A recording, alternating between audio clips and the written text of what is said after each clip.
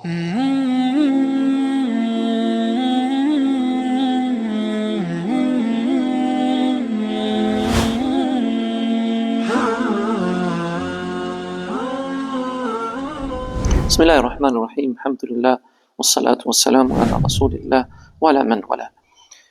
Tema 29 është tema frika nga hipokrizia. Pse duhet kemi frikë nga hipokrizia? Sepse zemra është e tillë, u quhet qalb, lianna yataqallabu, sepse ndryshon, tronditet nga ngjarjet, nga fenomenet, nga joshje të ndryshme të kësaj bote, nga sprovat dhe e çon njeriu nga një gjendje në gjendje tjetër, në një besim në një besim tjetër, në një sprovë në një sprovë tjetër, në një karakter në një karakter tjetër. Pra siç ka thënë pejgamberi sallallahu alajhi wasallam që do të dhi dikush besimtar dhe do të ngriset jo besimtar ose e kundërta. Prandaj është shumë e rëndësishme që besimtari ta ruajë zemrën e tij nga hipokrizia dhe gjuhën e tij nga gjërat që e çojnë atë drejt hipokrizisë.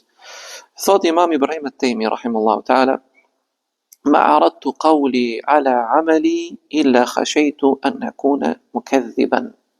Sa herë, thot Imam Ibrahim at-Taymi rahimahullahu, një dietar të mëdhenj të hadithit, që e kam paraqitur, e kam vënë punën e time në dukje përballë veprës dhe praktikës time, për krahasimin mes fjalës dhe veprës, gjithmonë kam pasur frikë se mos jam përgënjeshtrues. Pra mos ma përgënjeshtron çfarë? Fjala veprën ose vepra fjalën. Pra të thuash atë që nuk e bën, të bësh atë që nuk e thua.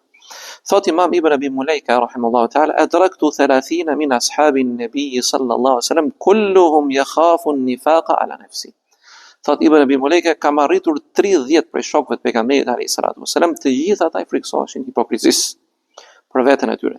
Ma minhum ahadun yaqul innahu ala imani Jibril wa Mikail."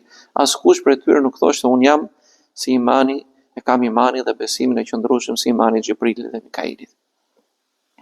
Thot Hasan al-Basri, o yadhkuru an Hasan al-Basri rahimullah, qala ma khafahu illa mu'min, nuk e ka hipokrizin vetëm se besimtari.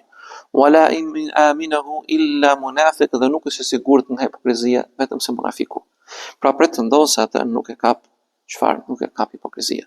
Prandaj lutim Zotin subhanahu wa taala që të na ruaj nga hipokrizia dhe të kemi frikë nga hipokrizia dhe mos të themi që mos të flasim shumë për hipokrizinë në kohën tonë, sepse njerëzit kanë ndryshuar, jo, do të flasim për hipokrizinë pikërisht në kohën e fitneve, të sprovave dhe shumë fenomenave që kanë hyrë në shoqërinë tonë, do të flasim për hipokrizinë se me dashje e pa dashje njerëzit bien te kjo cilësi për shkak të ngjarjeve dhe dinamikës së jetës dhe nevojave që kemi sot, dhe i shkon njerëzit se sillemi falsitet kundra disa të tjerëve, apo se si veprojnë kundra njerëzve me pushtet, apo pse jo me njerëzve që kanë para dhe kanë interes, dhe i shikon ata se si yemilun mailan lëkundën e hermajtës e djathtas dhe shesin fenë e tyre në duart e njerëzve të pushtetshëm apo të pasur. Lutim Allah na ruaj fen, akidën dhe imanin.